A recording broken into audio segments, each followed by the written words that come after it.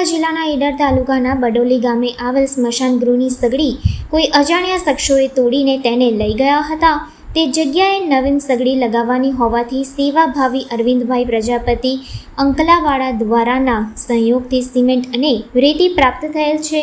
જયંતિભાઈ કચરાભાઈ તથા આનંદભાઈ કચરાભાઈ તથા વિજયભાઈ હરિભાઈ રાવળ પશાભાઈ તેમજ હસમુખભાઈ પ્રજાપતિએ પણ સારી સેવા આપી હતી। તે બદલ અમૃતભાઈ પ્રજાપતિએ સર્વનો આભાર વ્યક્ત કર્યો હતો અને ભવિષ્યમાં પણ આવું કંઈ કામ હોય તો તમારી મદદરૂપ લેવા માટેના પ્રયત્ન કરીશું। તે સાથે તેમનો ખૂબ ખૂબ આભાર વ્યક્ત કર્યો હતો। આ સ્મશાન ગૃહને સુંદર બનાવવા માટે મેહુલભાઈ સુથાર અને અમૃતભાઈ પ્રજાપતિને ખૂબ જ મહેનત કરી છે। તેમની સાથે ઈશ્વરભાઈ પટેલ અને સ્વર્ગસ્થ લવજીભાઈ પટેલને ખૂબ સારો સહયોગ આપ્યો હતો।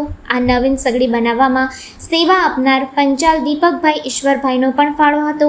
આ તમામ લોકોનો આભાર પ્રજાપતિ અમૃતભાઈએ માન્યો હતો।